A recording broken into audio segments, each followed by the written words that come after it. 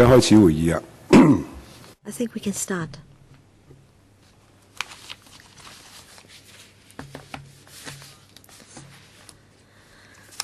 Members, now concerning the proposal to pay a site visit to stations along the MOS line and stations along the East Rail line to look at the retrofitting of platform screen doors. Now, the Secretariat has already arranged a site visit for us, and that will be on the 10th of January. And we will be going on a site visit to the Shatin goods depot and the racecourse station. So please try to attend that or join the site visit. Two information papers have been issued since the last meeting. CB1550-01, a submission from a member of the public on the MTRCL's train door safety, and then CB1595 (04) and CB1602-01, letters from Mr. Wong, Kwok-hing and Dr. K.K. Kwok on the light rail incident on the 17th of December 2013. We've already asked the administration to provide responses to those letters, and they will give us replies in due course. The next meeting of the subcommittee will be held on the 28th of February.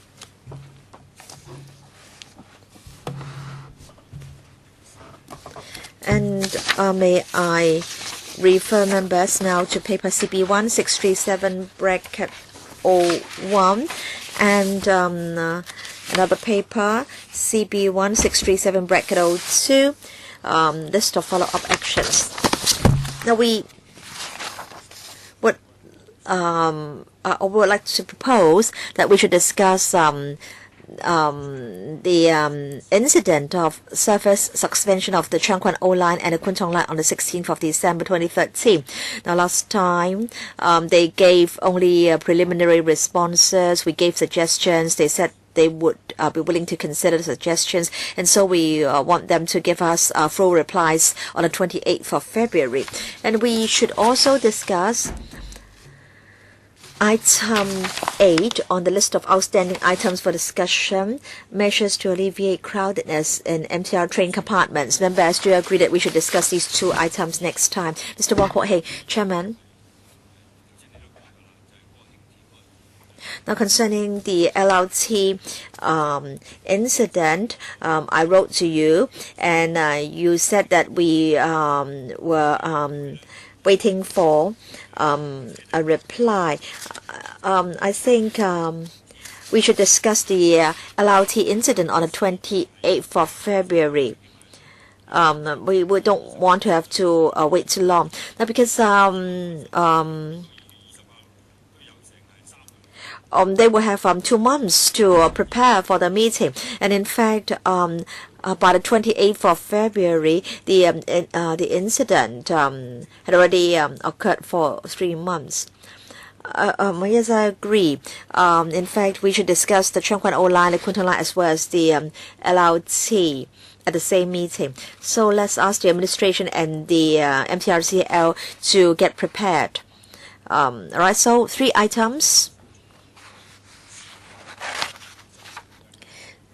So next time we'll mainly have follow-up discussions on the 2 incidents. Right? So next item, construction safety in railway projects, 637-03, 637-04, papers by the MTRCL and the Secretariat respectively. So let's invite the representatives from the administration and from the MTRCL in. Now, from the administration, we have Mr. Yao Cheng-mu, Under Secretary, Ms. Rebecca Pun, Deputy Secretary, and Mr. Raymond Chang, PAS for Transport and Housing. And then from the MTRCL, we have Mr. Steve Haworth, Mr. Stephen Chick, Ms. Maggie So, and Ms. Jenny Tam.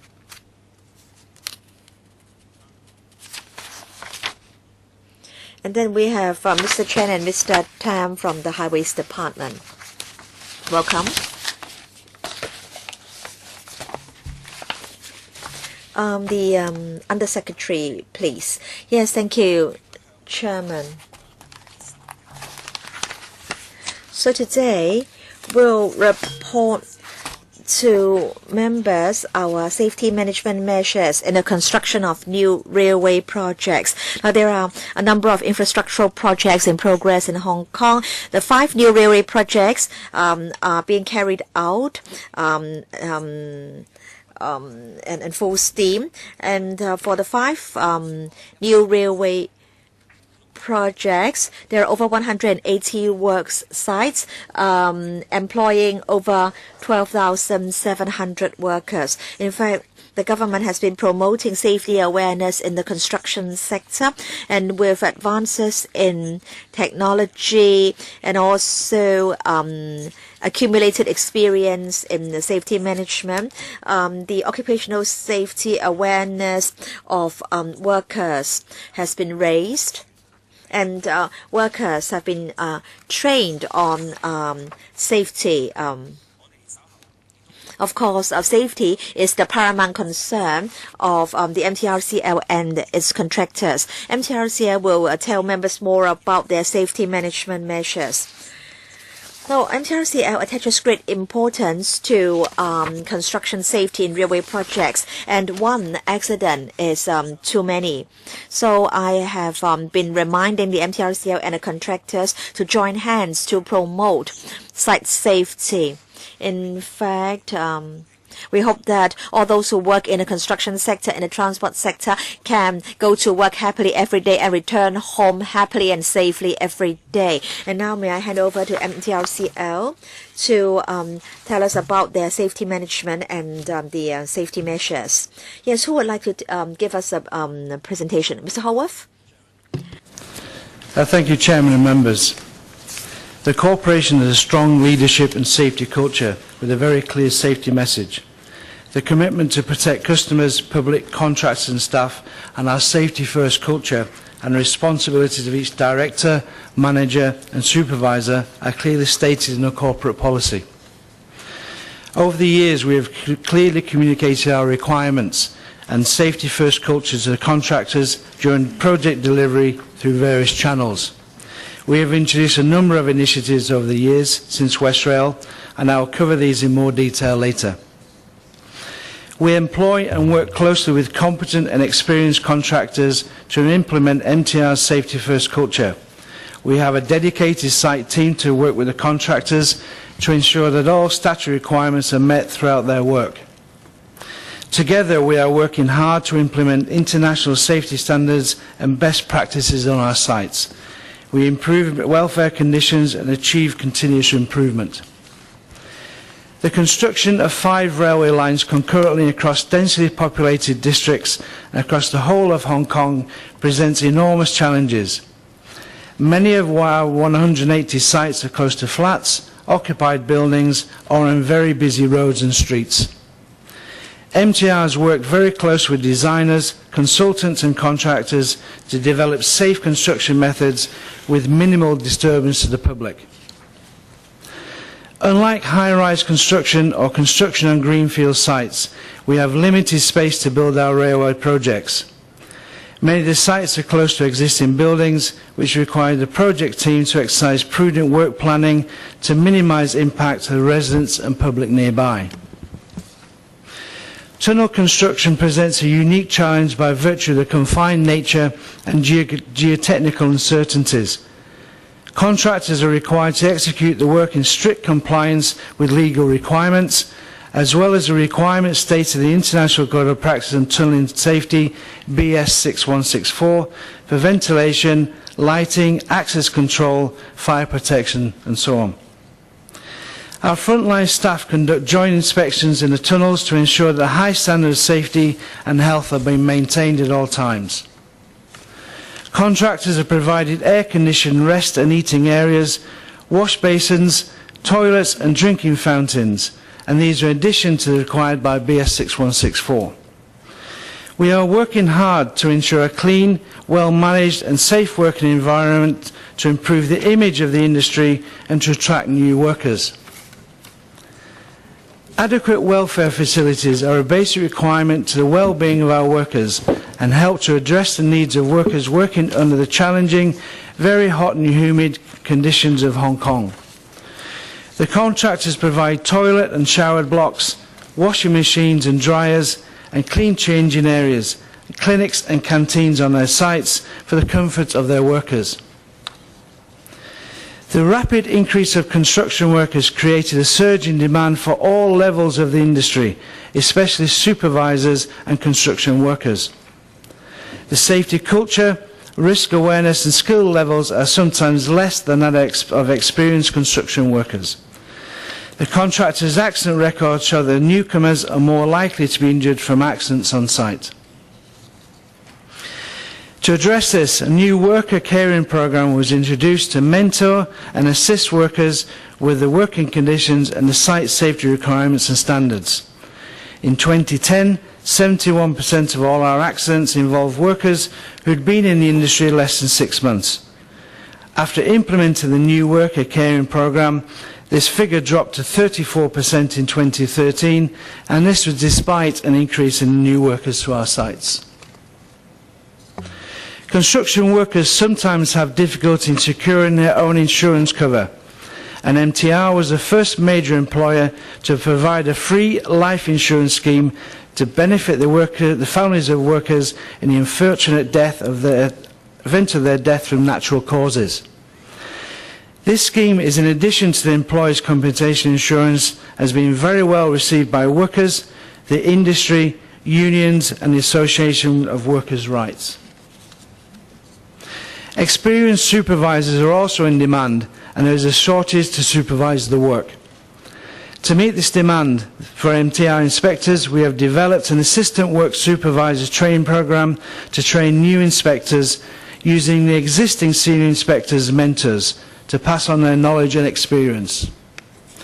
The safety awareness and knowledge of workers is a challenge that is being addressed by additional courses in the construction, in the contractors' training centres, induction courses, specialist safety courses, toolbox talks, frontline briefings, worker interviews and continual engagement.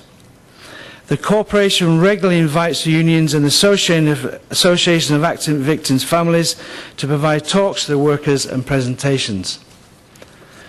One of the number of initiatives we have taken over the years is the requirement for all levels of staff and contractor management to attend safety management training according to their position. We must ensure that new initiatives are regularly developed and implemented to keep the safety message current and in the mind of staff and workers. Over the years, we have introduced a number of safety initiatives aimed at worker engagement and workers' health. We have introduced the near-miss reporting campaign. This is where any person on site that sees a hazard can report it to their supervisor or safety staff. We have been promoting near-miss reporting as a way to involve workers in improving site conditions and practices. High potential near misses are shared between the contractors so we can stop a similar accident or incident occurring on other projects.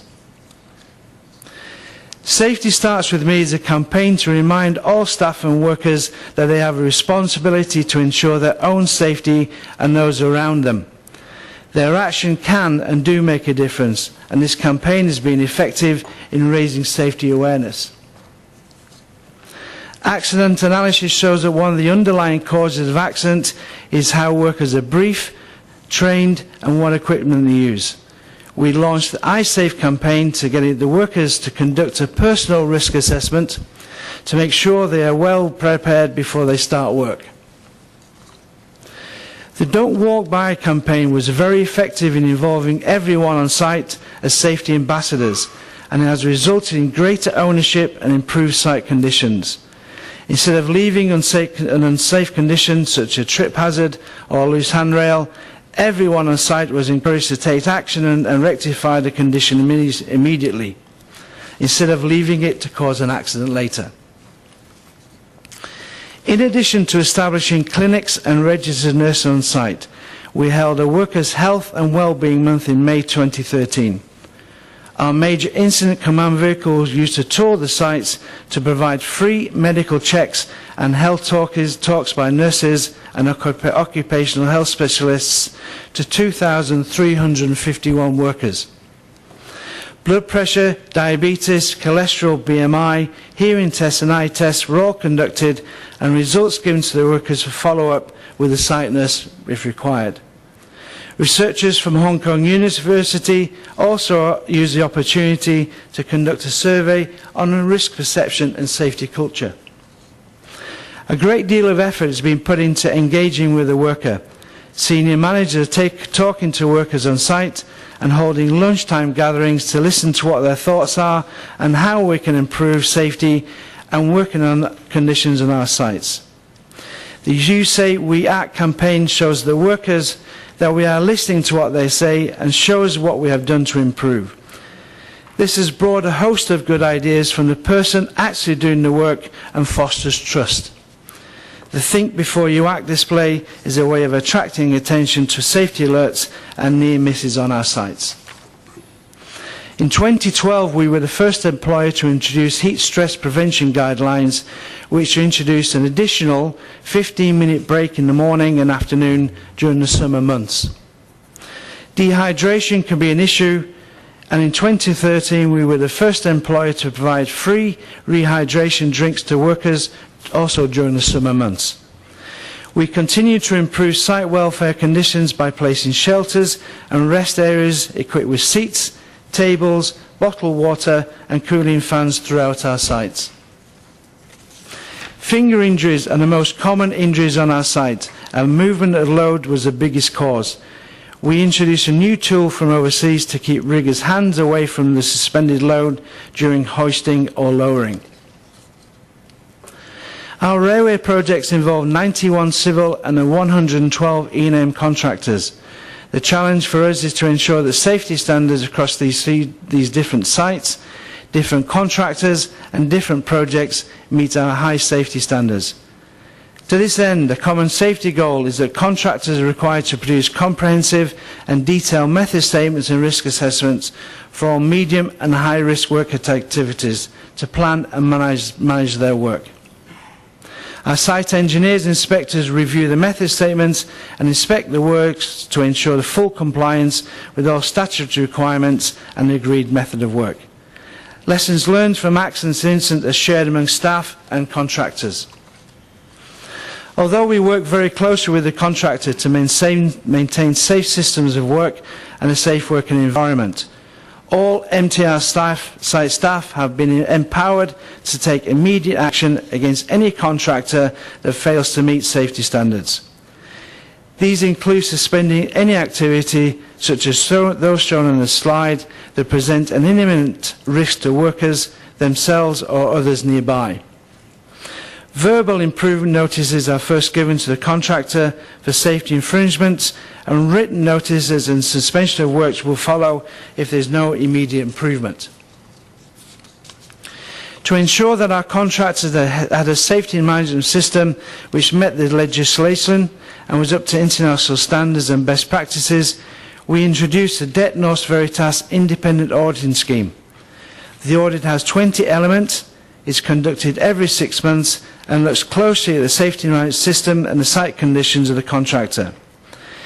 This audit uses the same protocol used in other major organisations around the world, such as Chevron, Texaco, BP, etc. Results are linked to milestone payments, and should contractors fail an audit, payment is withheld until they pass. Recognition and peer pressure is an effective method of driving continuing improvement and promoting outstanding safety leadership qualities amongst the contractors. The biannual Quality, Safety, Environmental and Stakeholders Awards is one of the ways that our contractors' performance is recognised and shared between the 5 projects. Insurers, auditors, stakeholders, senior government officials and construction industry leaders are invited to present the awards. Our safety management system has been accredited and audited against international standards and has been recognised for safety awards. Our journey of continual improvement began with Westrail, and in 2000 we achieved a rate of 30.7 accidents per 1,000 workers. The 2013 January to November figure for the 5 new railway projects stands at 14.06, as compared to the figure of 44.3 for the construction industry for 2012. Despite our best efforts, sadly there have been 4 fatal cases for the commencement of works in 2009. Each of the fatal accidents was investigated by an investigation panel and improvement measures implemented immediately across the 5 projects. Our aim has always been to construct safely with the best planning and supervision possible, so that we all can go home to our family in one piece and healthy. The challenge is to raise the safety standards for all employers and contractors on all projects and all sites in Hong Kong. So no matter where a supervisor or worker is working, the safety standards and requirements are the highest possible and expect them wherever they work. Thank you, Chairman and members. Thank you, Mr. Howard. 而家請委員提問啦，我哋。Thank you. So it's question time for members. We have 30 minutes, 5 minutes per member, including questions and answers.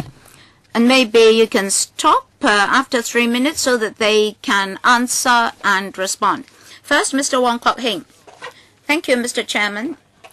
In the introduction just now, we saw that the MTRCL has done a lot in terms of safety measures. That's worthy of our commendation.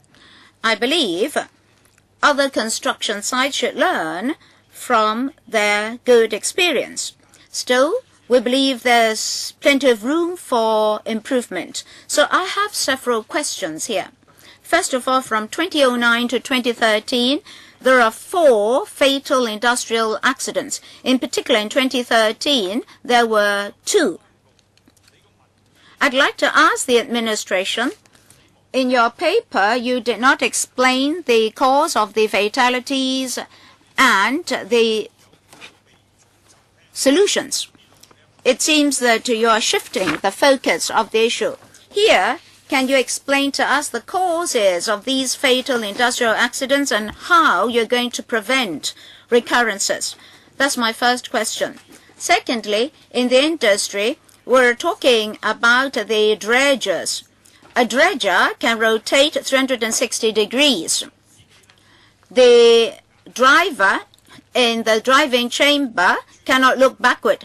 So when the driving chamber turns, the tail of the dredger may hurt the workers. Some advanced technologies can assist the driver in the driving chamber to have electronic devices to look backward. So for these dredgers, can you install these electronic alarms or alarming systems so as to prevent hurting workers or injuring workers? Secondly, last time when we visited the Kwok-hing tunnel works, or after the visit, shortly after the visit, there was an industrial action that protested that the management of the MTRCL had reduced their rest time because they had to rest regularly to reduce pressure.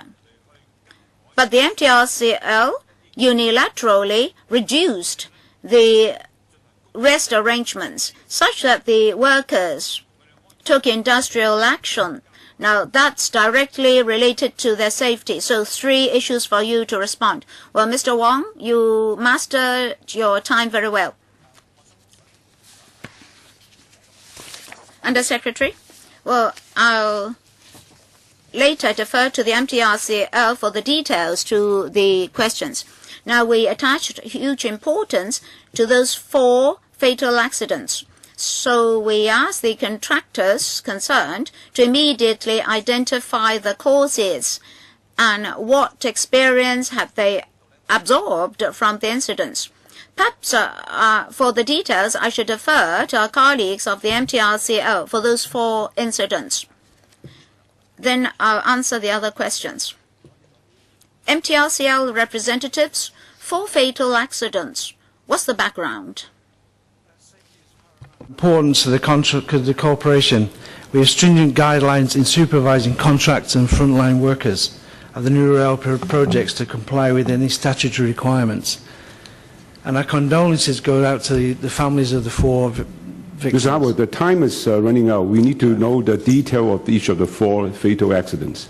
Chairman, the 4 fatal cases, the first case was a chain snapped while the pipe was being lifted, about a 1 metre, and he fell on the worker's leg. Following this, we implemented the push stick and the don't walk back and the hands-off type of campaign to stop this, and the lessons learned were shared between all the contracts. The second, the worker was in the tunnel and he was walking past the tunnel wall on his way to a break, and a piece of rock fell on his neck and shoulder. Total accident. And then in the third case, a worker died when he slipped between the top handrail and the bottom toe board. There was a section of handrail missing about 1 metre wide. Following this accident, we retrained all supervisors in the scaffold requirements and stepped up the inspection regime. Okay, then the other 2 questions about the turnaround of the equipment machine. Right? The backhoe machine, we Please have... continue. Sorry. We have a system in place in our general specifications which require that barriers are placed around the backhoe, every backhoe, with a banksman. But we're also looking at the moment to look at electronic devices to test the infrared, the body heat from the people, which cuts off the backhoe.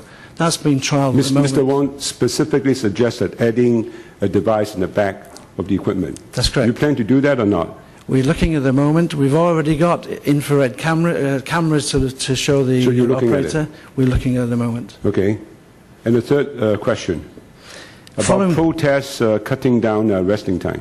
Following this demonstration by the workers, the Labour Department inspected the site and found the working conditions were the air quality was up to the legal requirements.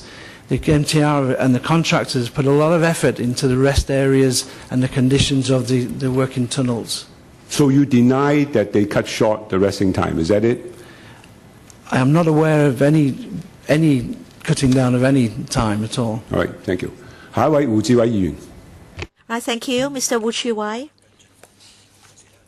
Yes, Chairman.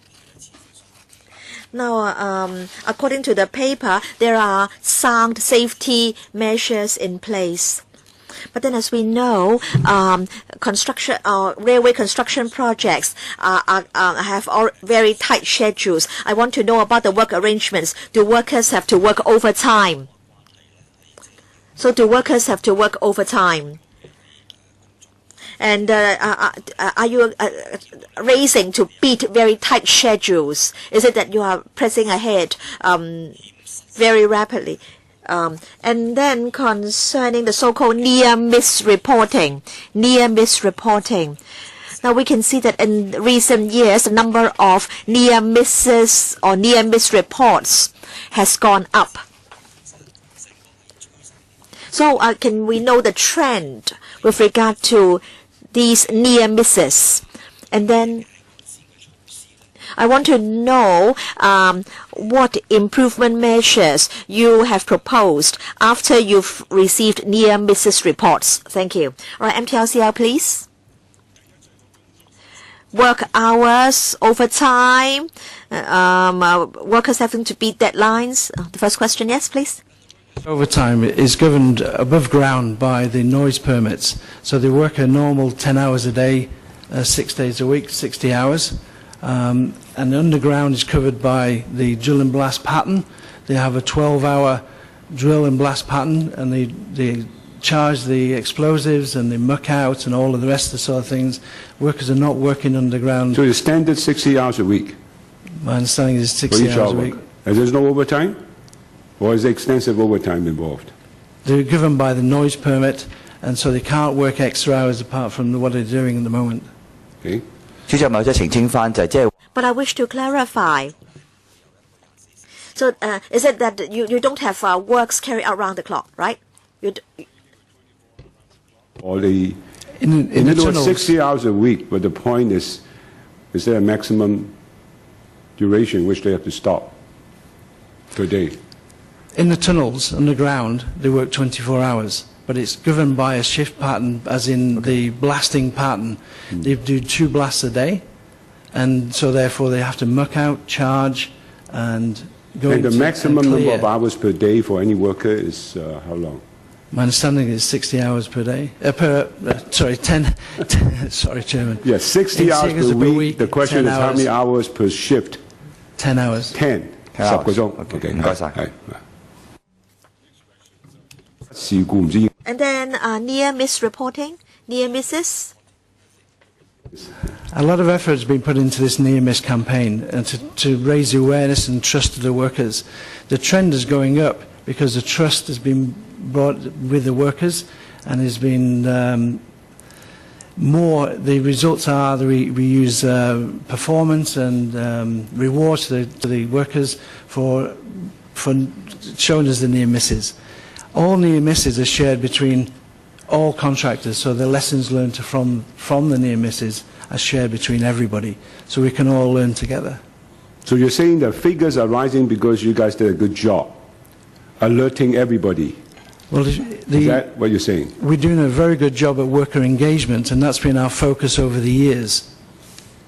我想請教下就係即係喺呢個 near Concerning near miss reporting, right? What measures, what improvement measures have you implemented? Can you give a reply? What improvement measures have been carried out? Near misses, so no accidents, but what improvement measures or preventive measures have been put in place? Mr. Howarth, can you tell us what improvement measures have been put in place? Ample out of these near-miss incidents. If you look at the push stick that I showed on the slide, that's a result of the near-miss of the worker, the load coming down, and a fatal case. That is a near-miss, where the riggers push the load as opposed to put the hands on the load. And this is a result of one of the near-misses that we've been having, fingers, toes and back injuries. Others near-misses are... I guess the question is, do most of these near-miss reported resulted in your changing or revising your policies and procedures? Yes, they do. We investigate every near-miss, every accident, every incident, and the safety alert that is shown on the slide there is a result of a near-miss. Okay. And that's obviously changes the culture. Mr. Lo Wai Kwok. Yes, thank you, Chairman.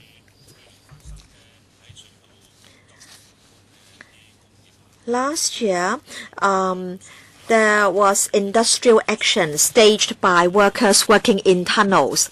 They complained about air quality. Air quality was one of their complaints.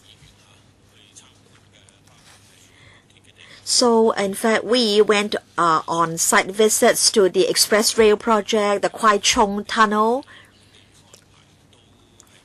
And I was of the view that the site management had improved, but still, for those working in tunnels, air quality is a major concern. And so, after the industrial action last year, of course, the industrial action was handled very rapidly. But I want to know, after the industrial action last year, what measures did you adopt to allay the worries of the workers? That's my first question. So, after the industrial action, what measures did you adopt? And then, second, concerning the insurance program.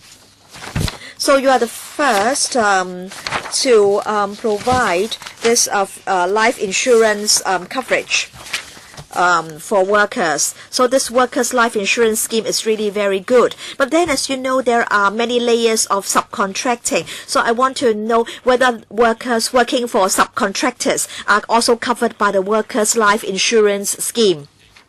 And then there are some workers who are not local workers. So I want to know whether they are also covered by the workers' life insurance scheme. I believe Mr. Howarth will have sufficient time to answer. Mr. Howarth or MTRCL, please. MTRCL? The tunnel air quality.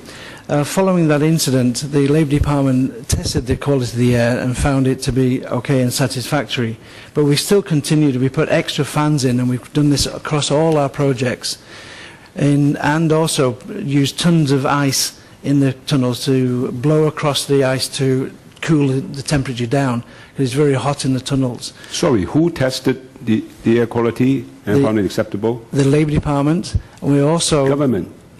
Okay. Yes. Also, we ourselves, we are covered by the confined space regulations. So after each blast and then before each shift, we do an air quality testing for all of the major gases. And before anybody can go down, it is tested and certified okay. So this is one of the measures that we put across all our tunnels. With regards to the insurance program, this... just a second. 盧議員除咗空氣質素 I think you've got a second question.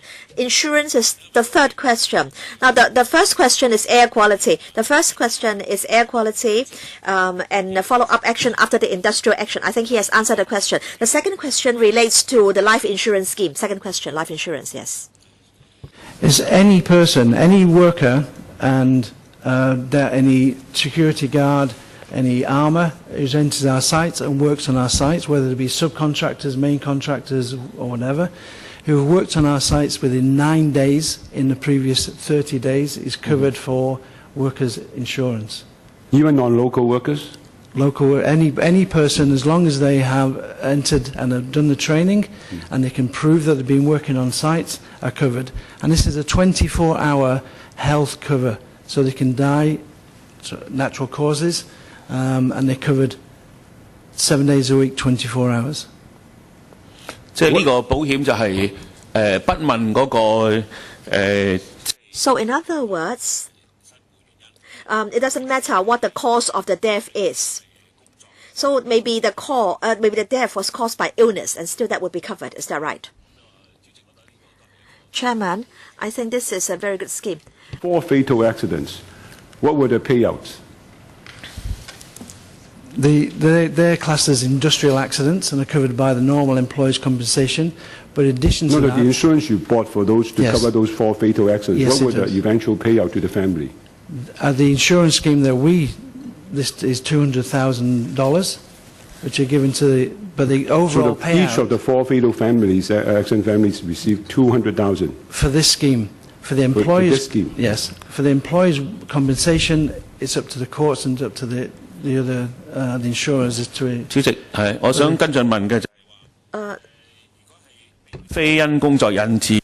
But what about deaths not caused by work? What about death caused by illnesses? What is the compensation under this life insurance scheme? Related. Yes, $200,000. 都係。Also 200,000. Regardless of the cause. Sorry, Chairman. Regardless of the cause of the. Regardless, if he dies, as I say, after 9 days. It's a flat 200,000. Okay. 好，下一個問題。 Next question asked by me, to be asked by me.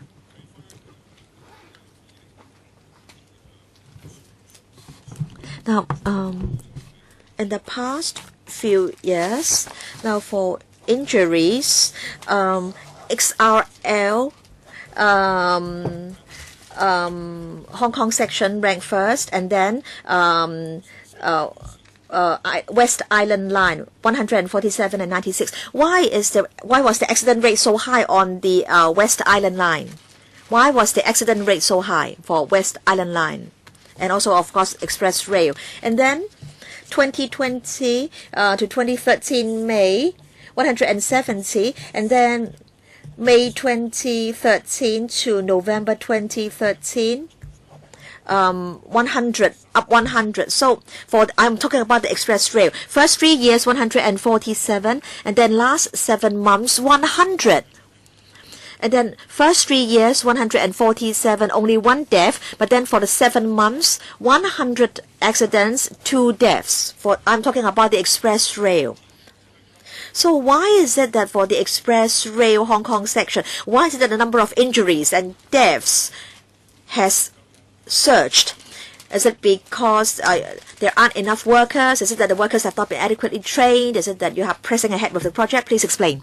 Mr. Howarth.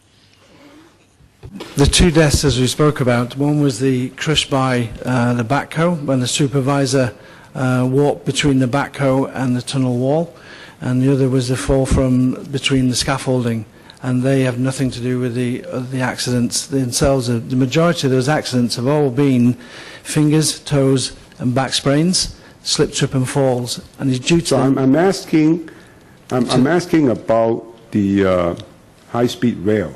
Yes. That they had 146 accidents in the first 3 years, and then an additional 100 accidents in the last 7 months. Yes. What's happening? The nature of work has changed. The way that the drilling blasting and the length of the tunnels have increased, the lining is going in, there's movement of rebar, etc. The status, the change of work procedures and practices are in there. And as I say, the fingers, toes, back sprains are all part of this nature of injuries. This is quite bizarre. You mean to tell me in the building of each rail, at different stages, we are expected to see different accident rates? Different types of accidents. When you start with the foundations in a greenfield site and you're piling, then that's a different status.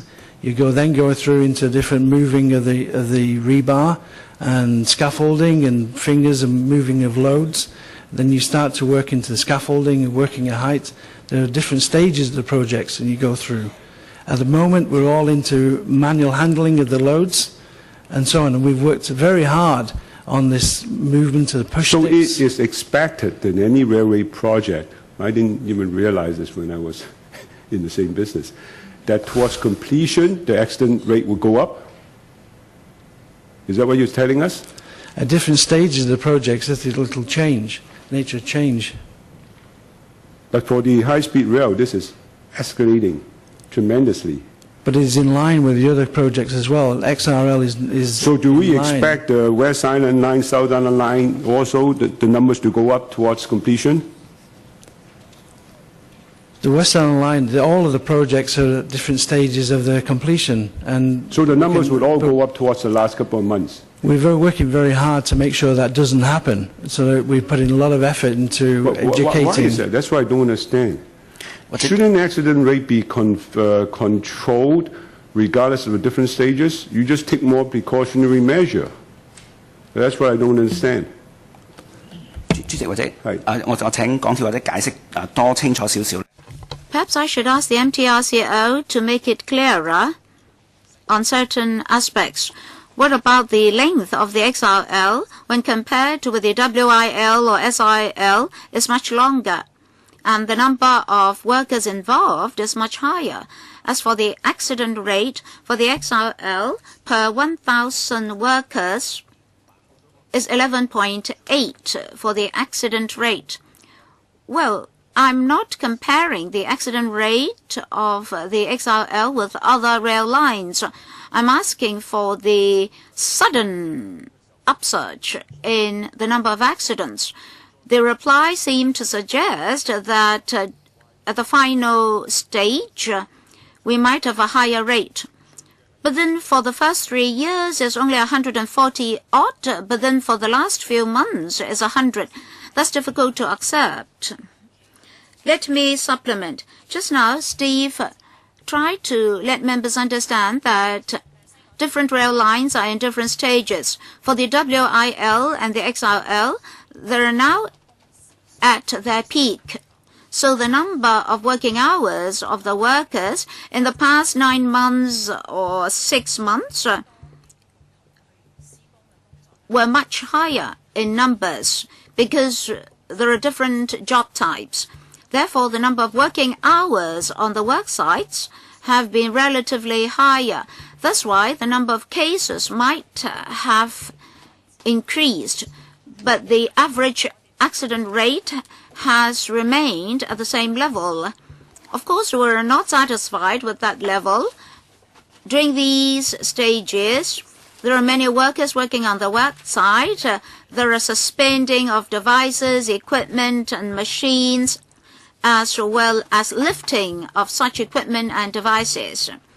Well, Ms. So I now understand, given your reply, that is the percentage accident rate has not risen.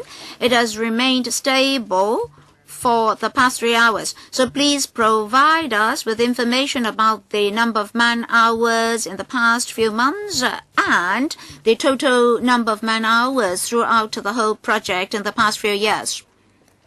Mr. Chairman, among the 5 rail lines, we're most concerned about industrial safety on the XRL work sites, because that's a major project which has to match the schedules of other rail lines throughout the whole country.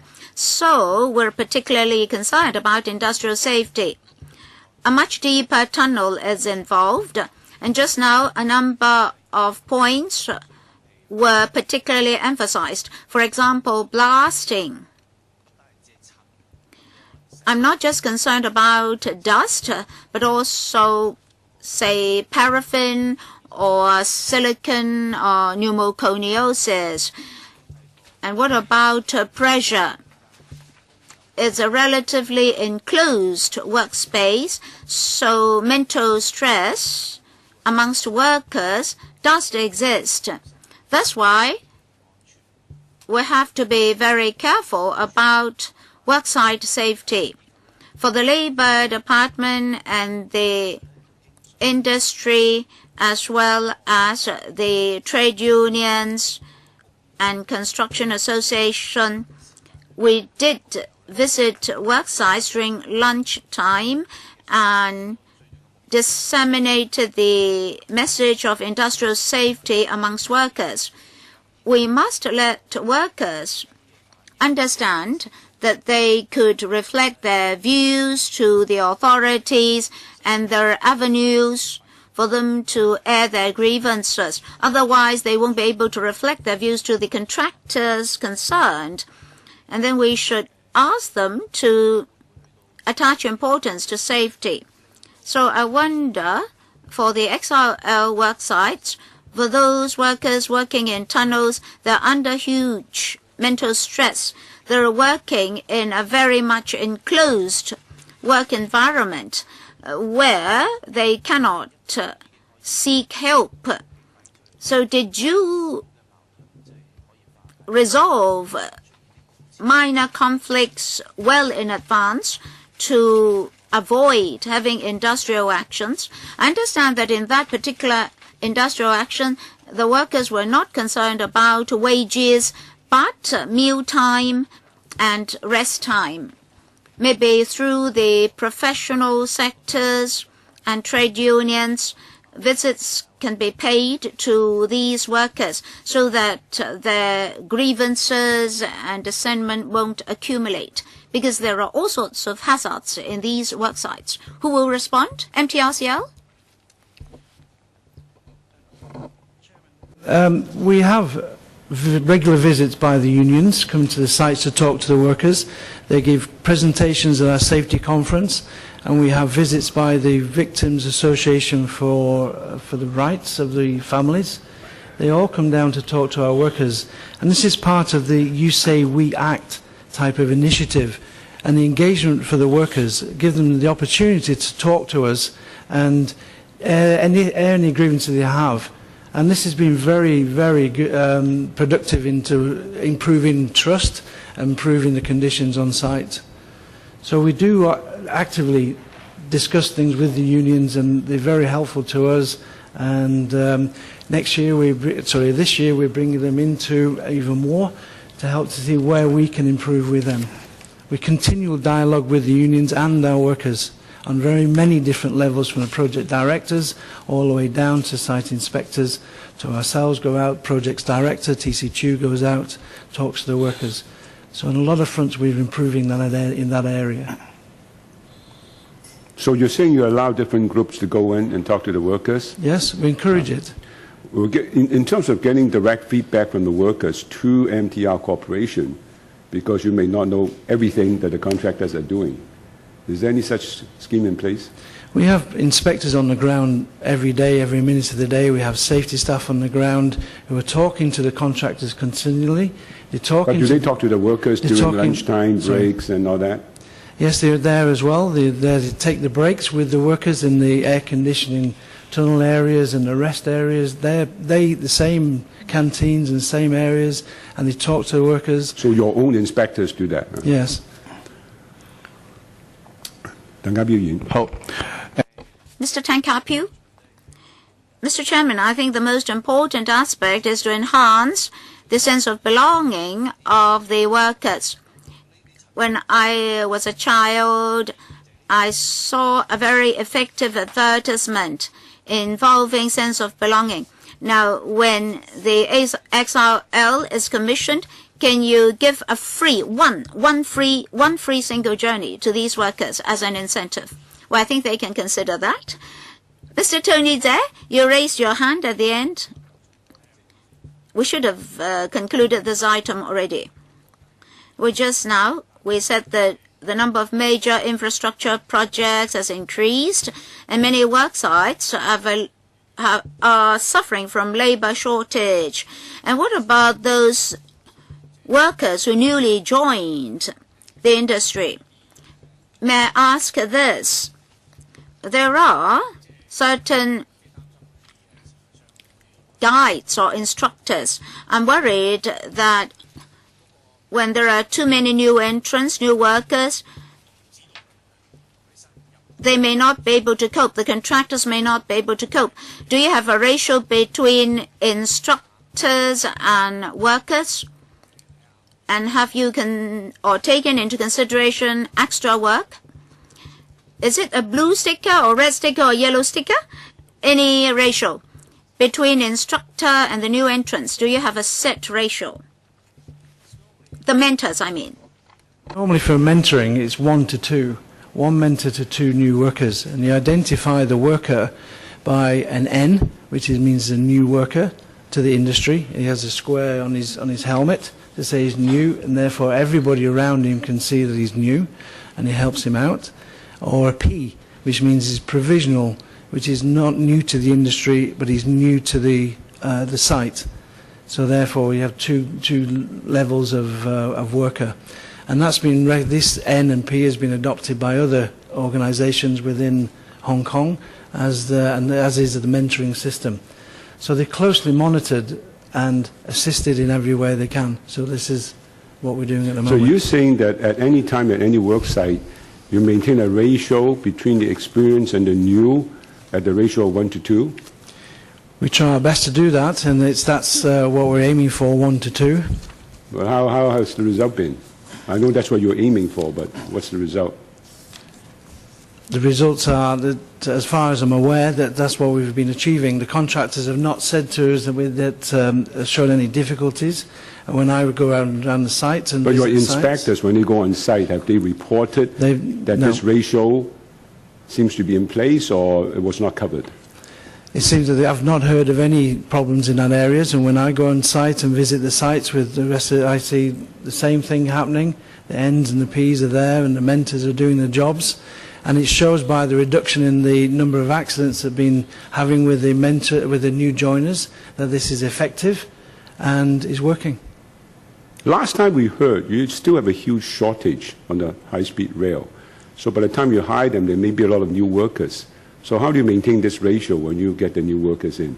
Well, the old workers are getting older, and supervisors are getting... Oh, I see. So the new one becomes the old one in just a matter of a few months. No, right. no. 我想係咪即係澄清下，即係如果你綠色嘅幾時變？ Let me clarify. Well, when will those with the green stickers become a non-green sticker worker? 6 months. 6個月，係嘛？好啦，我哋下一個又 6 months. All right. We are on schedule is 12:40 or 11:40 rather. Let's proceed to the next item on the agenda. The MTR CO's community liaison work associated with the railway projects is paper 637, 05 and 06.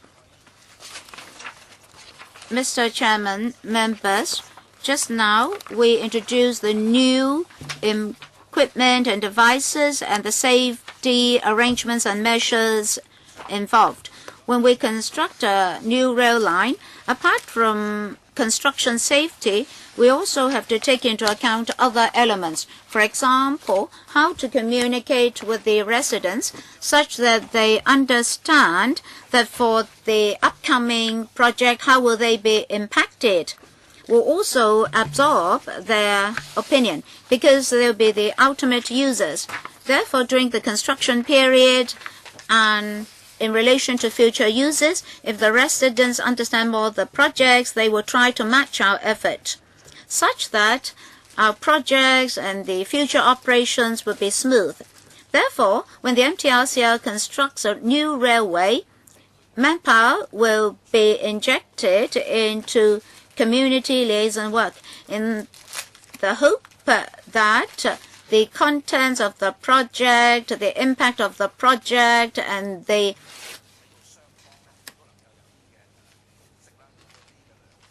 good results of the project will be understood well by the workers and the residents so that they'll all match our effort.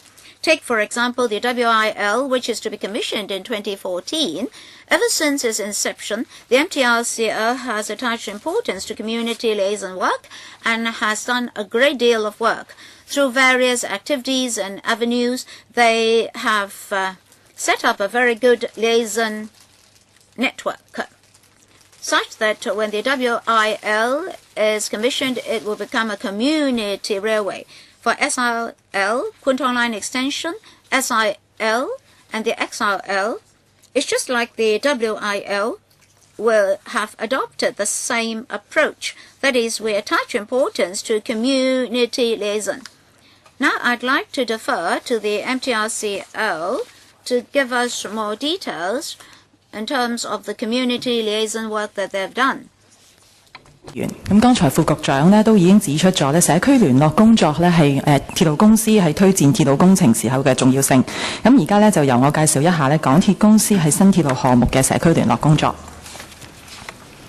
我哋建設鐵路呢係以服務市民為本嘅，咁所以我哋都希望新線嘅設計規劃呢都係可以切合到社區嘅需要，令到鐵路落成之後呢可以成為社區嘅一部分。咁所以公眾嘅參與對於我哋落實新嘅鐵路項目係起咗一個好重要嘅作用嘅。我哋而家喺香港 We now have 5 new railways being constructed. Now, of course, we need to have precise alignment design, detailed construction arrangements, and stringent monitoring. And also, as the work sites are very close to residential areas, inconvenience may be caused to the residents, and that's why we need to liaise very closely with the community when we carry out the projects.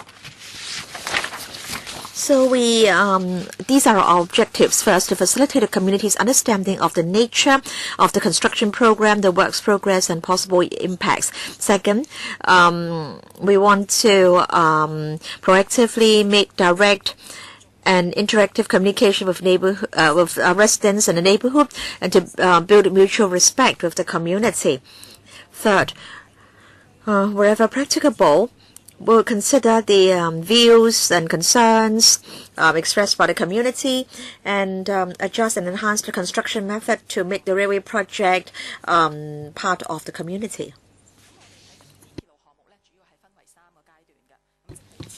Now, in fact, there are 3 stages for the provision of a railway: the design stage, the construction stage, and the commissioning stage.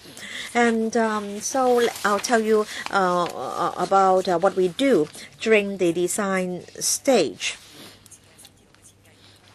So we'll try to make the community understand the planning of the railway. Now, of course, there are a lot of factors that play: the population, the residential developments in the area. So we'll explain to the residents why we are building the railway in this manner. So we have public fora and resident meetings. Now, to take the SCL as an example, we held more than 100 consultation meetings with residents and relevant parties. We also have roving exhibitions. We also prepare pamphlets and other publications. And also we have thematic websites so that all members of the public know about the our planning for the railway. No, we face a lot of constraints, and so we may not be able to accept and incorporate the views of everybody, but then we do try our best. Now, say for example, for the West Island Line. Now, during the consultation period, we knew that the residents were concerned about the conservation of the 4th Street tree walls. And also we knew that we could find somewhere to reprovision the swimming pool. So you can see that concerning the Kennedy Town Station, originally proposed to be located at the tree walls, we're proposing to have the station at the old swimming pool site, and then the Kennedy swimming pool will be reprovisioned. And also, we're making use of the Hong Ham depot instead of building the depot at Diamond Hill. And then we also take the opportunity to try to enhance the reprovisioned facilities. Now, when we build the WIL, we the David Trench Rehabilitation Center was moved, and also to make way for the Kennedy Town Station, the Kennedy Town swimming pool had to be reprovisioned. And for the new swimming pool, it represented an improvement both in terms of the facilities and the appearance. And then you can see the reprovisioned International Mail Center in Kowloon Bay, and the facilities there represent an improvement over the previous facilities. Now, of course, we try to minimize the impact caused to the residents during the construction stage, and at the same time, we need to keep the community informed of the progress of the works. And we also need to allay the concerns of the residents. For example, some residents may have concerns about blasting works, and so we take them to site visits to blasting sites of other railways. And then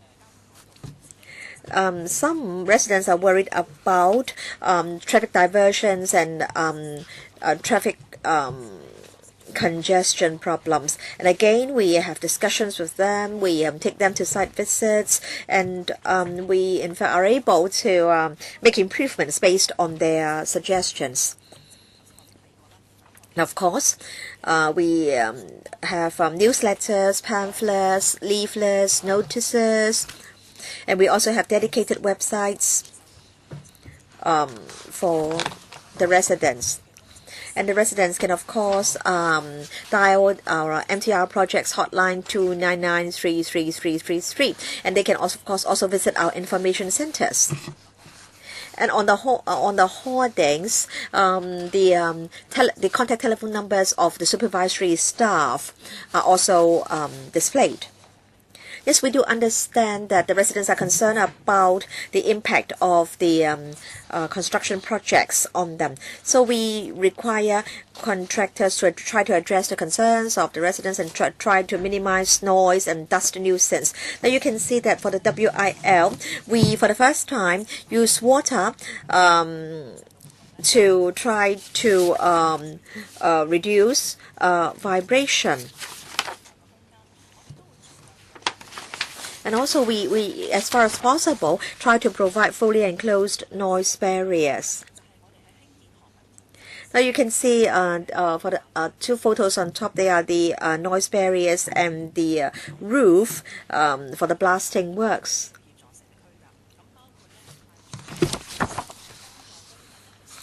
And then we have caring ambassadors deployed to the districts concerned. And then we understand that the hoardings may affect the business of shop operators, and so we try to provide information about the shops on those hoardings. We also need to enable the general public to understand why the railways are needed and why they are constructed in this way. So we do have public engagement activities. Many of them are territory-wide activities. For example, interactive apps, mobile phone games, and then we also have open competitions and hoarding design competitions, and we've also invited students to try to beautify the works site hoardings for us.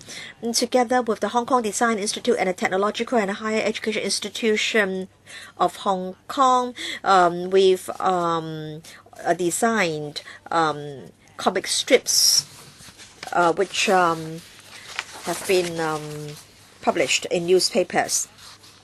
We also hold school talks, and we also work with elderly centers, youth centers, and ethnic minority centers to organize activities for the members. We also have community ambassadors who pay visits and who seek to build harmonious relations with the community. Time's up, Ms. Chan. Yes, I'll finish very soon. And you can see that we also have the Art in the Station program, and also students have been invited to help with the design. So we hope that members will now understand more about our community liaison work. Now, railways are people-based. Railways are built to serve the public, and so we'll continue to work with the community. We'll continue to work very closely with the community. We want to engage the public as much as possible. Thank you, Ms. Chan. And finally, Chairman, it's true that there are lots of constraints that we face. We will not be able to incorporate all the suggestions of the residents, but we will try our best to try to forge a consensus with the public. Now, we only have a couple of minutes left, but then we have 6 members who would like to ask questions. Now, all right, 4 minutes for each member, and then we'll overrun. We'll overrun by about 10 minutes. But anyway, Mr. Kwok-hing. Yes, thank you, Chairman. Now, after I've heard the presentation, I won't say that they are not doing their work, but I think they are just reporting the good news to us, not the bad news. Now, I am an elected electoral member representing the Hong Kong Island constituency. And I want to ask you this question. The WIL will be commissioned very soon. Now, concerning Tai Park Terrace in the Western District, there are about 200 residents there. And Tai Park Terrace will become an isolated island. Now, the MTRCL has proposed to provide an escalator so that residents on the terrace can conveniently make use of the railway. But then, you know there are about 200 households there, but you did not pay attention to their demands in the consultation exercise. And there are some disabled residents there, and they have to walk down the staircase with over 100 steps. And without consulting them, you decided to do away with the escalator. WIL will be commissioned very soon, and the terrace will become an isolated island. In fact, they complained to the Complaints Division of LegCo in the previous term, but to no avail. And then in this term, they came again and complained. We paid a site visit, and in fact they held a press conference. They convened a press conference, and the public knew about their problems, but it seems that the MTRCL doesn't understand their problems. So it's good that you're here today. How are you going to follow up on this matter? If you can't provide a connection system, then can you provide a ramp or alternative facilities for for the residents? All right, the connection between Tai Pak Terrace and the WIL station. Yes, Chairman. Now, in fact, when we did the Gazette, we discovered that some of the lifts and escalators were in fact public connection facilities. So there, in fact, there were different views among the residents, and as a result, those were not included in the gazetted railway area. Now, concerning connection between the terrace and the station, that's not part of the railway area. Now, I'm very discontented, Chairman. So the residents complained to us. They said that in the Gazette, the connection system did not appear, and you scrapped that system without prior consultation. So in the introduction, only good news was reported to us, not the bad news. So you did not carry out any consultation. The residents were very happy when they knew that there would be a connection system. But then all of a sudden they knew that the system had been scrapped, and they had not been consulted. Now, Chairman, in fact, I also attended the case conference of our LegCo members in the last term. The administration and the MTRCL carried out some consultation meetings in the district. If a pedestrian footbridge was to be constructed, privacy would be involved. Well, please give all the actual particulars to Mr. Wong. Yes, we do have the particulars. Thank you, Chairman. I hope that I can get the information in black and white. Yes, otherwise it will be useless in such arguments. Mr. Tan Ka-Piu, for these 5 railway projects, they of course have to keep in close contact with the local communities. They shouldn't act like what Mr. Wong described, that is, they only announce the good news but not the bad news. But for the completed rail lines, how are you going to communicate with the local communities? The major platform is the district councils. I'm from the Islands DC, which includes the Tung Chung line, but there are a number of accidents. We hope that in the transport panel and related meetings, the MTRCL will sit in to listen to our discussions. But every time the response was that when there are problems, they would attend. And on many occasions, they did not attend our meetings. Probably they're busy. Can we make it a standing arrangement that they send somebody to sit in at district council meetings or meetings of transport-related meetings and committees? That shows your commitment in communication.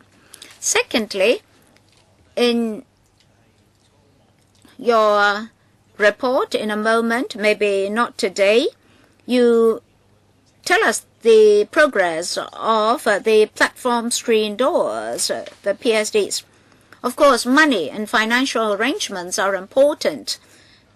You gave us an explanation last time, but you said that for the East Rail, you had to reinforce the platforms first before platform screen doors could be implemented.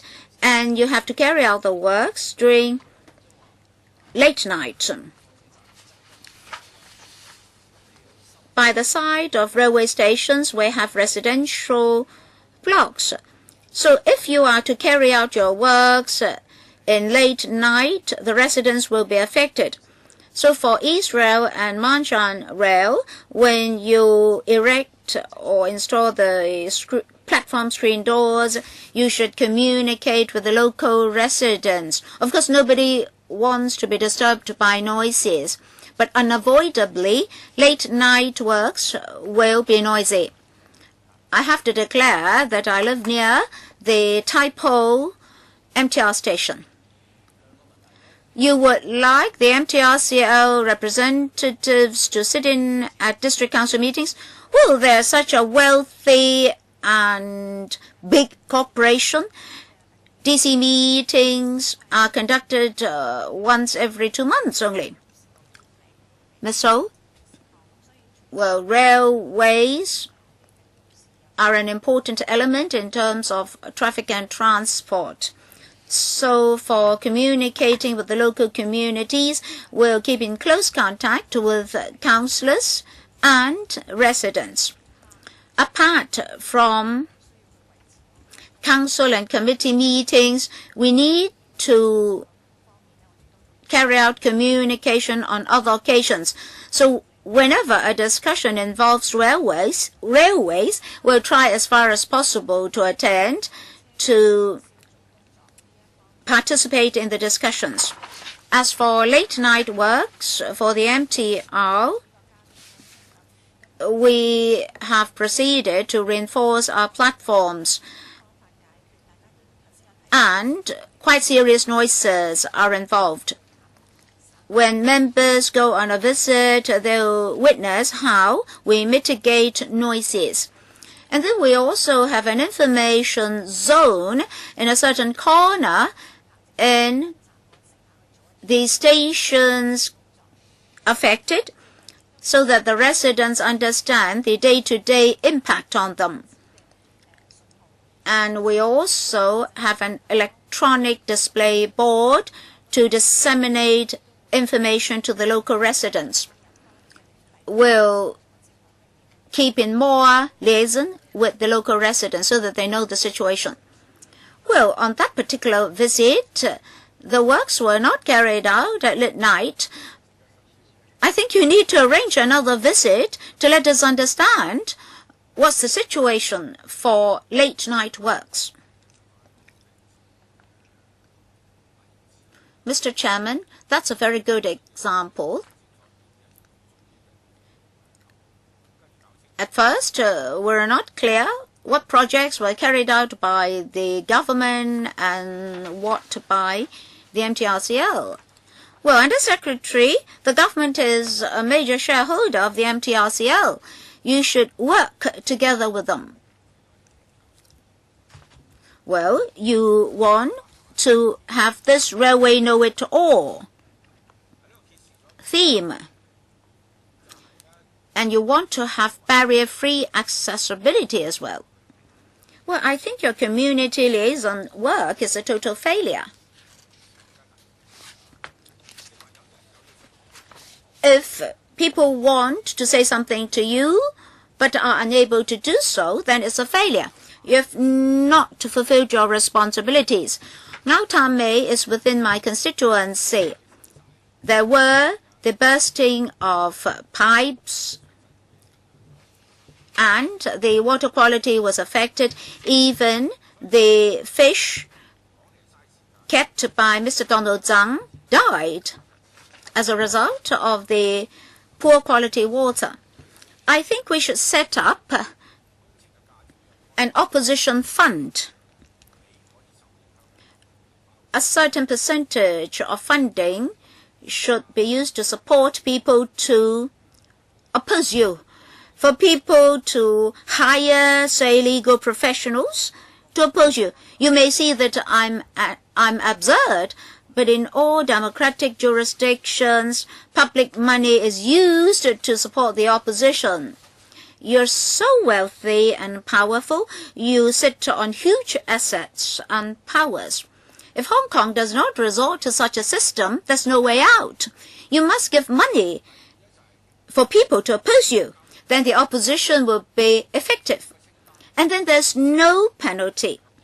You should list out how many problems you want to tackle.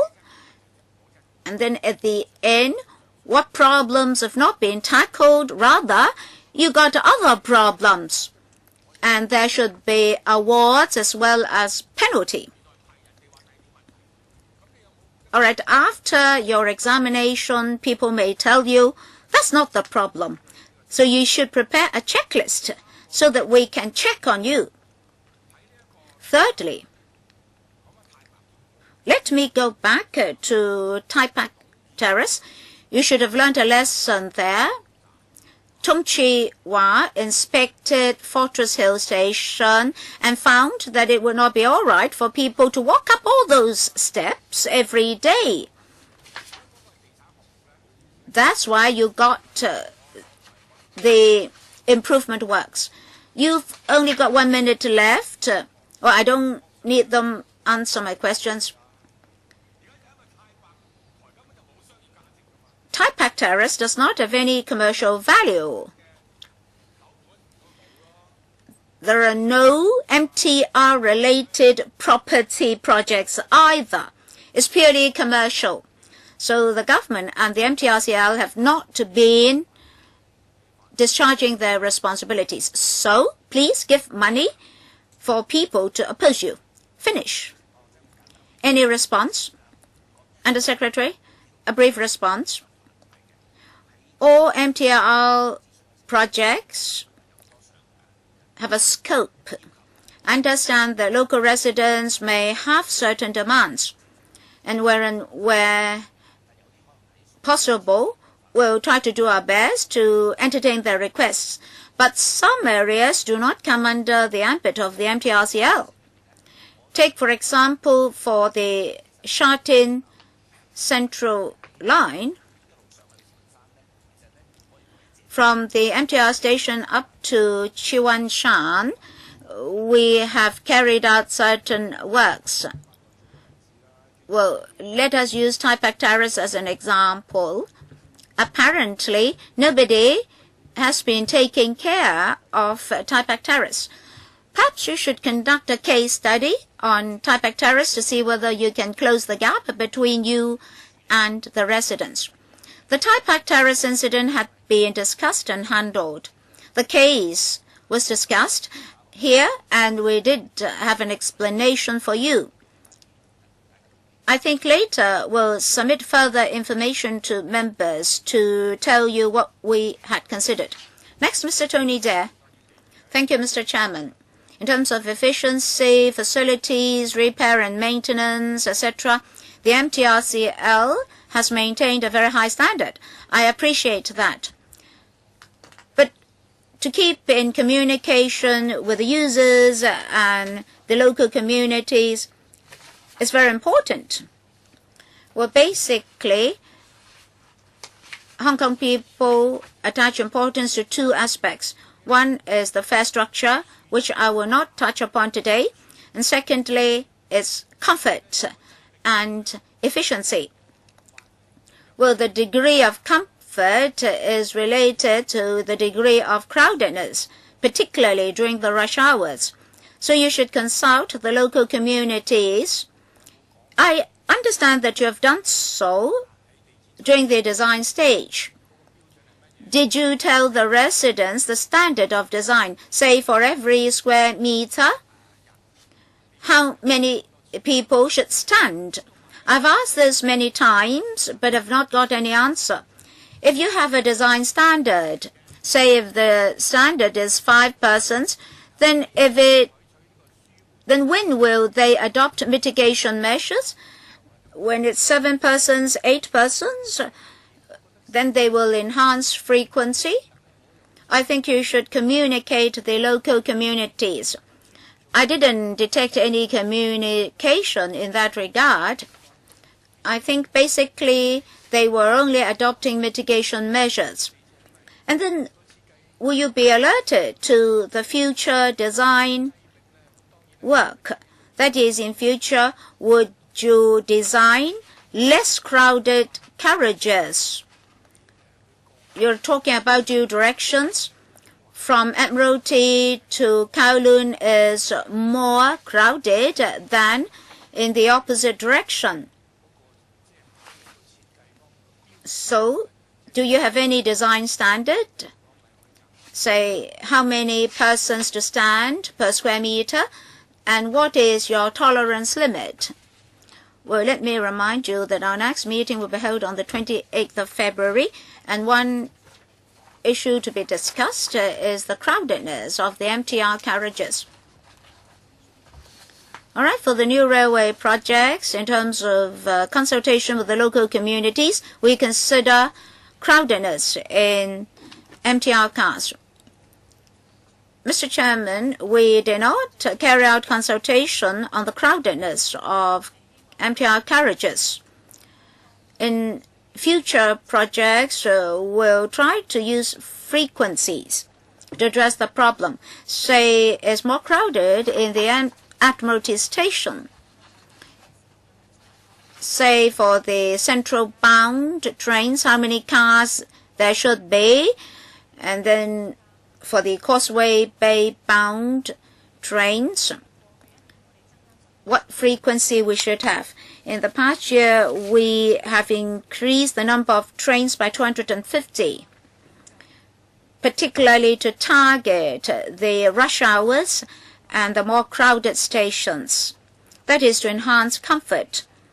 We use frequency to address the problem, but there is a limit for frequencies of trains. In the long run, we'll use new rail lines to mitigate the problem, and we'll also resort to road traffic or road transport.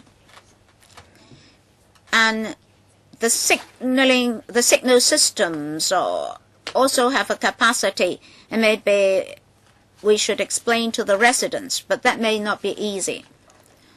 Well, for crowdedness, next time you must give us a definition. What is the social definition? Say, if it is 70%, you will only act after the 70% threshold is exceeded, but members of the public may not accept 70%. Mr. Chen Hanpan. Yes, thank you, Chairman. I think CLP and Town Gas do a better job in respect of community liaison than MTRCL. So I hope the MTRCL can learn from them. Now, last year, we asked the MTRCL a question in relation to notaries public.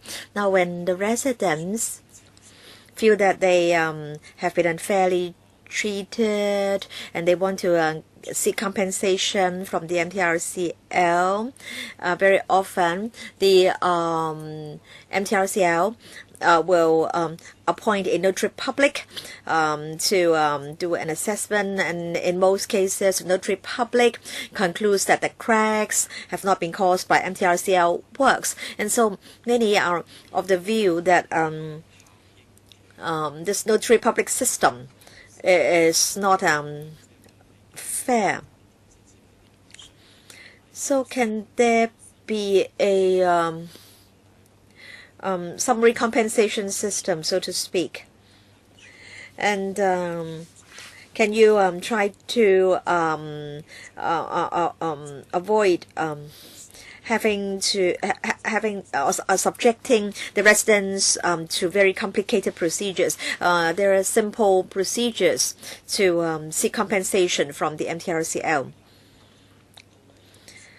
Then second, I want to talk about communication with district councils. Has the MTRCL ever tried to communicate with district councils proactively in the past year? On how many occasions did you meet the district councils or communicate with the district councils? We really want to know whether the MTRCL is really willing to communicate with district councils. Yes, I'll answer the second question first, Chairman. Now, we do attend district council meetings, and then Sometimes we do bring up certain issues with the district councils for discussion. We attend district council meetings, and we also have community liaison groups to organize various activities. For example, visits to the control centers for district councillors, and then notaries public. That's like taking out insurance. If the two sides are of the view that a third party should be brought in to assess the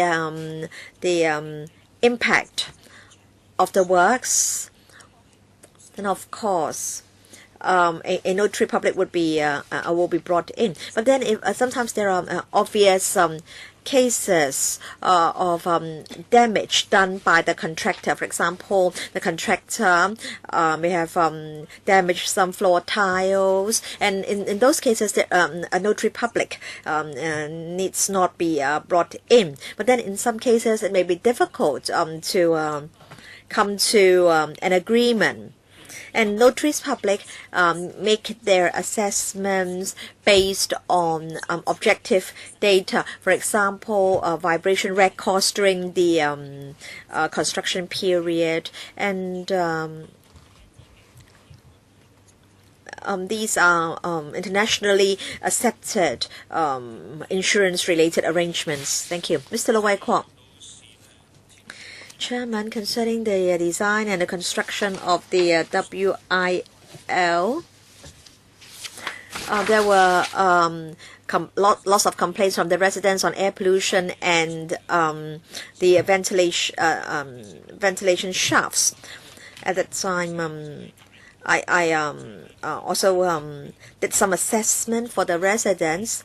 For the ventilation shafts, I knew as a professional that polluted air would not be emitted, but then the shafts just promote would just promote air circulation when the trains pass in the tunnel. But then at that time there were a lot of concerns among residents. And in fact, there were also concerns expressed by other residents along other railway lines. So concerning the WIL, I want to know whether the concerns of the residents have already been addressed. Yes, Chairman. Now, there was a lot of discussion about the ventilation shafts of the WIL during the design stage and during the construction stage, and we did a lot of work to try to explain to the residents the operation of the ventilation shafts. We also arranged many visits to stations and ventilation shafts at existing stations. For example, ventilation shafts near the hillside. And in fact, our residents were also allowed into the ventilation shafts to feel for themselves the air quality inside. Now, of course, we understand that WIL will be commissioned very soon, and we may have some residents who are new to the area, and they might not have joined those visits. So we'll continue to step up our publicity concerning the SIL and the SCL.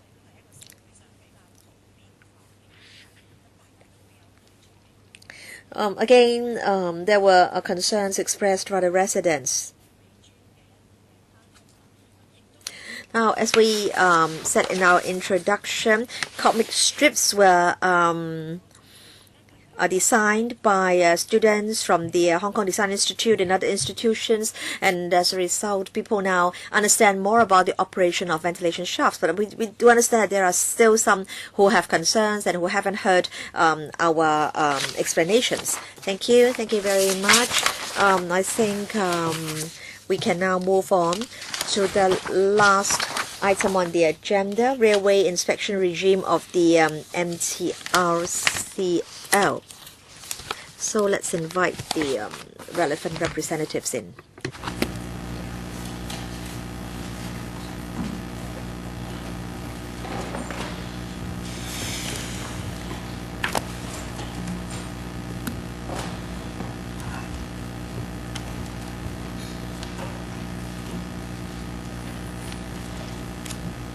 有文件 CB 163。 We have paper CB 163707 and paper CB 163708 provided by the MTRCL and the Secretariat respectively.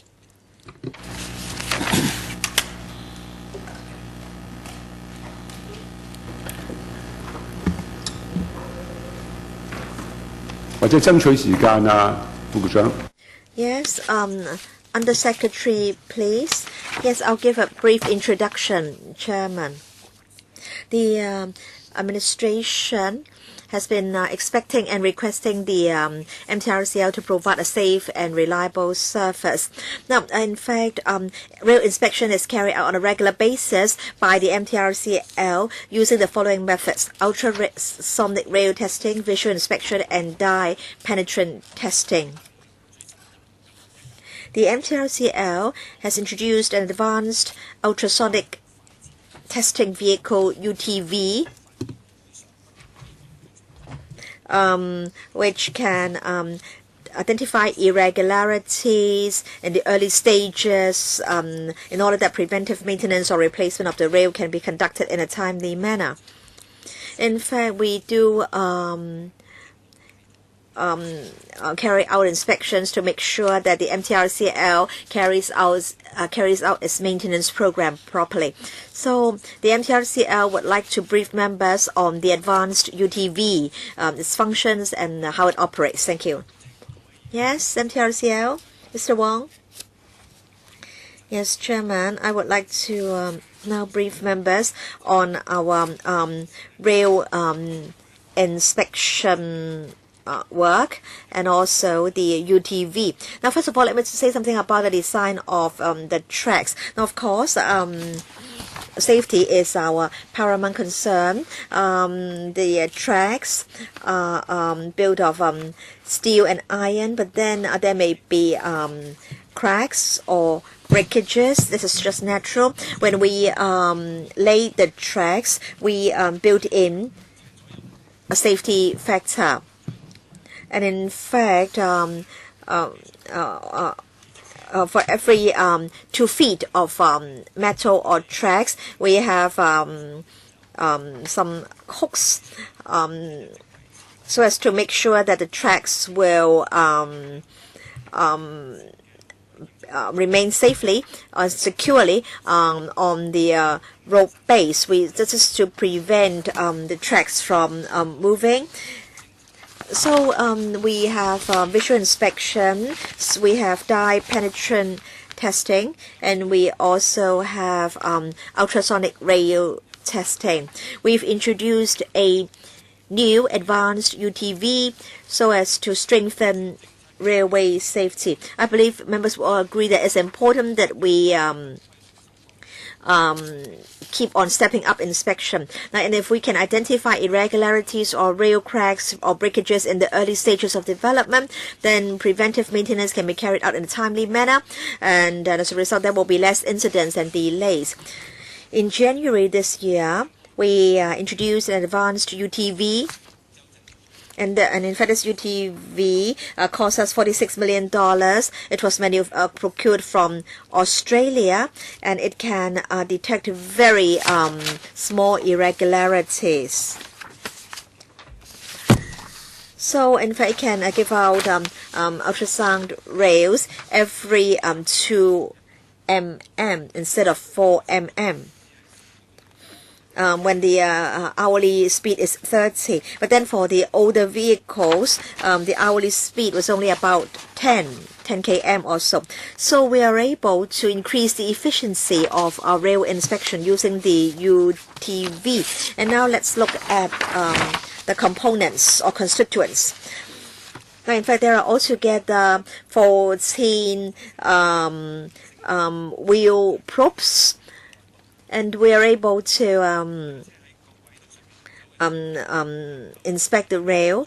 The probes will come into contact with the steel rails on both sides, and then all the images will be sent to the computer for analysis. And as a result, we'll be able to find out whether there are irregularities. Now the display unit will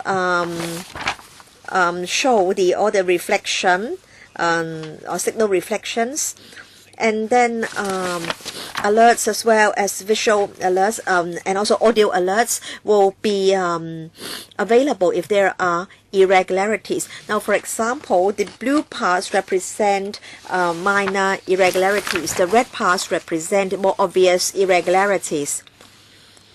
And the UTV can carry out real-time comparisons. There is a good memory, and so all the previous data will be recorded, and next time when the same section is inspected, a comparison can be made by engineering staff. And as a result, we are able to plan our preventive maintenance timetable more effectively. And when necessary, we can replace the rail in a timely manner. Now we can detect very small irregularities, and high-definition images can be displayed so that we can plan the preventive maintenance program. And we've prepared a 1-minute video for members' reference.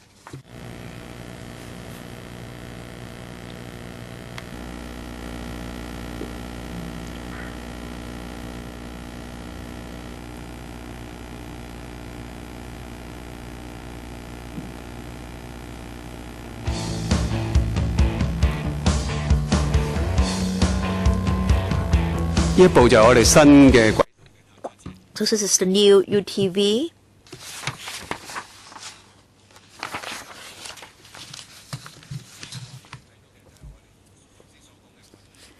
And you can now see the wheel probes. These are the 2 big wheel probes, and there are in fact some smaller ones. And so there is one on each side. The probes will come into contact with the rails, and then ultrasound signals will be available.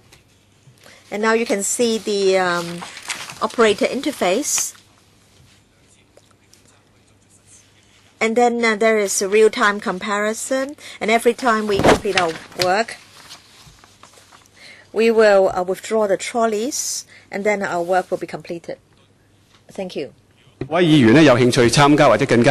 members are interested in this new UTV and would like to make a visit, we can make arrangements. Mr. Kwok-hing, how many minutes do I have, Chairman? 5 minutes. Thank you, Chairman. I'd like to ask the administration that after the commissioning of the new UTV, how will all the rolling stock be probed? Or will there be a probing cycle? As we have this new UTV, what about visual inspection and ultrasonic inspection manually? Will those be maintained as well? Of course, those inspections will not be as good as those conducted by the UTVs. Our major concern is railway safety. If a UTV cannot inspect all the tracks, can they procure one more? Mr. Wong, thank you for the question. In our system, we have a total of 3 UTVs. As for the inspection cycles, for Kwun Tong and Tsuen Wan lines, that's done once every 2 weeks. As for manual inspection or other inspections carried out by handheld devices, for visual inspection is once every 3 weeks, and then every 3 to 6 months we'll do a manual inspection. I'd like to ask a follow-up question. You just said that you have 3 UTVs. For all the rail lines, how long will you complete one cycle? For the busy rail sections, it will be 2 weeks. But for Manshan line, it's once every 6 weeks, where the frequency is lower. Can they enhance the frequency? After all, as a mechanized method, the vehicle speed is high with a high efficiency. Is of course better than the ultrasonic handheld device. I understand the visual inspection can never be replaced. So I'm not asking for the abolition of visual inspection. I'm asking why you cannot enhance the frequency of this inspection by UTVs. That is to replace handheld ultrasonic testings. Well, visual inspection cannot reveal cracks. Only nails or loosening of tracks can be detected. Now, can the UTV do all that manual inspection can do? If so, why not a replacement? For the UTVs, they are used to mainly inspect straight tracks, so we have a fixed cycle. We'll look at the loading, the track design. We'll refer to the different standards adopted by different jurisdictions in the world. For ultrasonic testings, our frequency is the highest in the world. Why do we still need visual inspection or manual inspection? It's because ultrasonic testings cannot test everything. Handheld ultrasonic testings or dye-penetrant testings have to be conducted to complement that device. Well, let me clarify what you have said. There are certain things that the UTV can do, but the other testings cannot do. Well, where there is a crossing, the ultrasonic testings cannot be very efficient. Then we need to do a dye-penetrant testing. No follow-up. Next, Mr. Tan Ka-Piu. Mr. Chairman, just now they were mainly introducing the advanced UTV newly procured in January. But I'm more concerned about your maintenance team. That is to follow up on our last discussion. Well, for Chung Kwan O line, visual inspection was carried out once every 72 hours.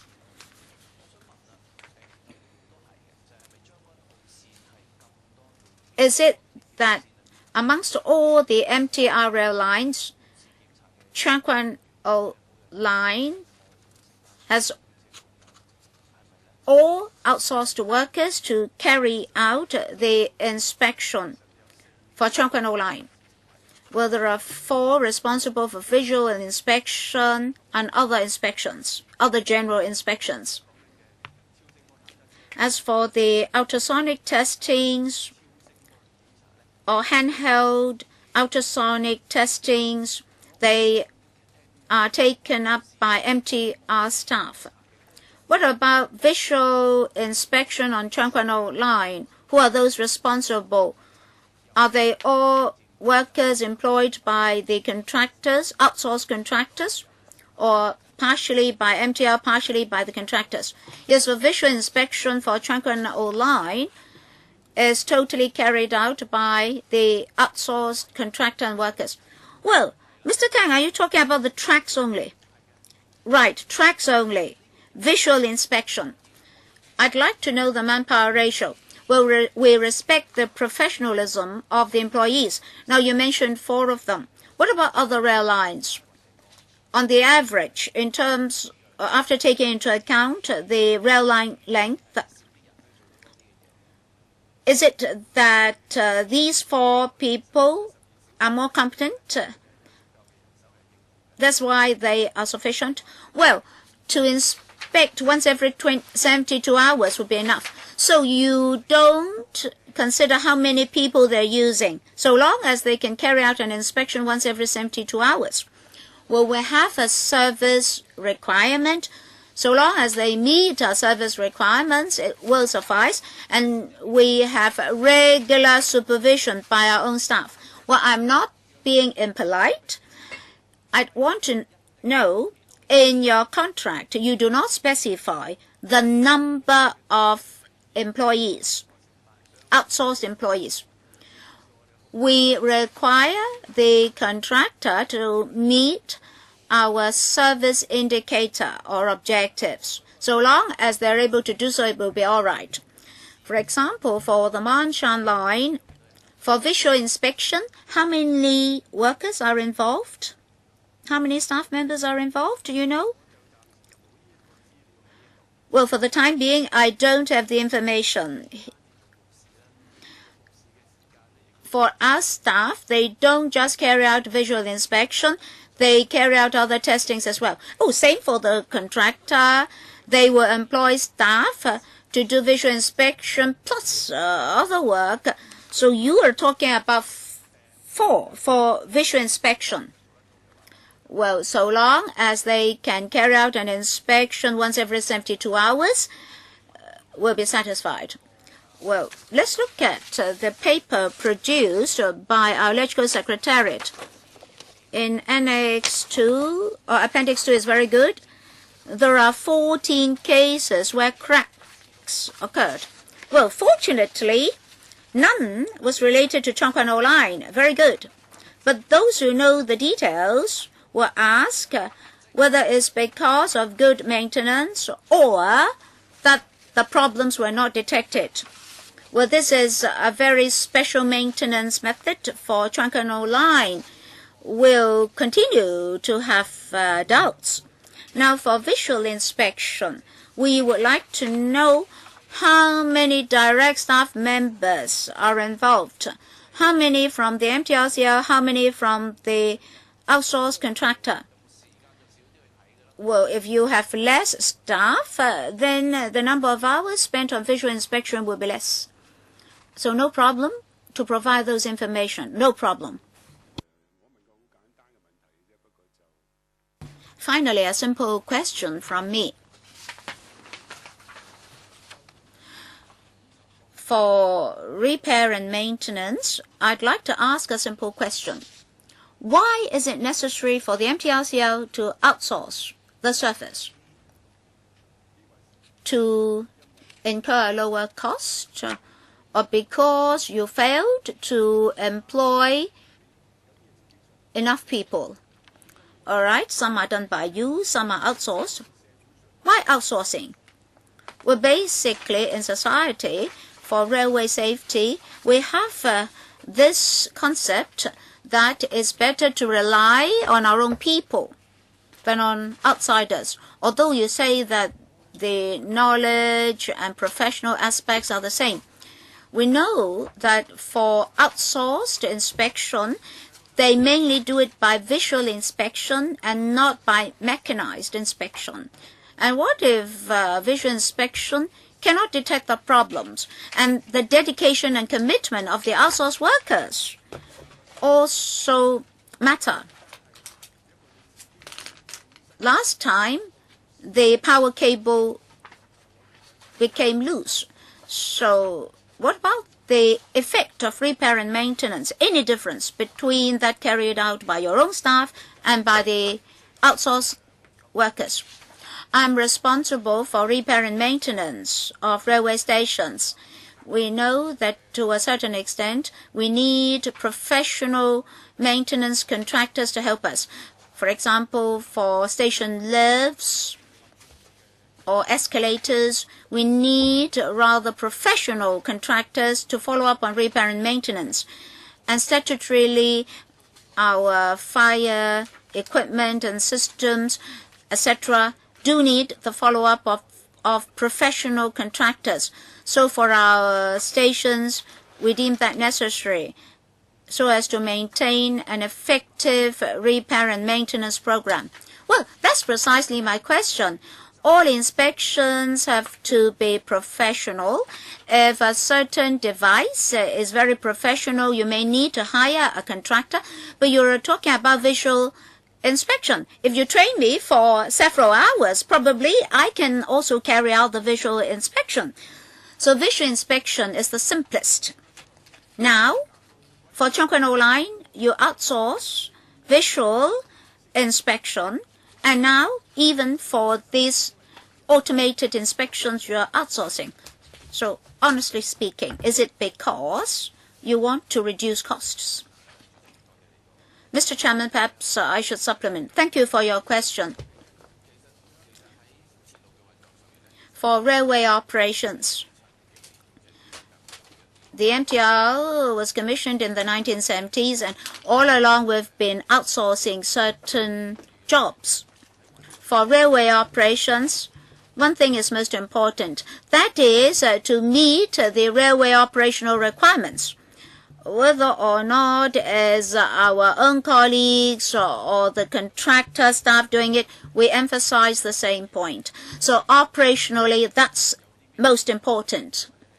As for which jobs should be outsourced, we'll have our own operational considerations. Sorry, just now I was not asking about the effect of outsourcing. My question is simple. Why outsourcing? Is it because of money? Well, Mr. Chairman, to answer your question, it's out of operational needs that certain jobs are outsourced. You're not precisely answering my question. What do you mean by operational requirements?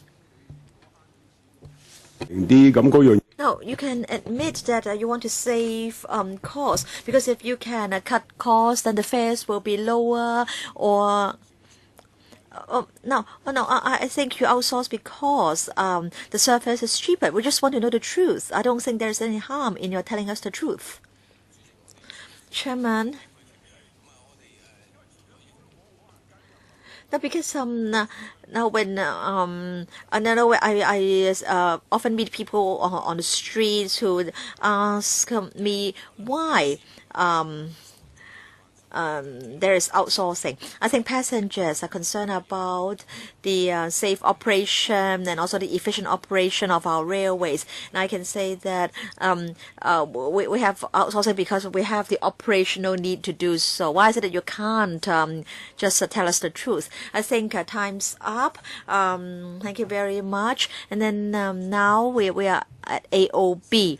Do members want to pay a site visit to the LRT during busy hours, during the peak hours, whether we can get into a car, whether we have one-car trains or two-car trains? Are you interested, members? Yes?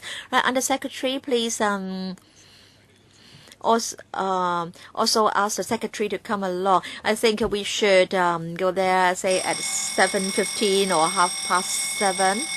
All right? All right, so we'll have to get up earlier. All right, yes, we'll make the arrangements. Thank you. All right, if there is no other business, then the meeting is adjourned. Thank you.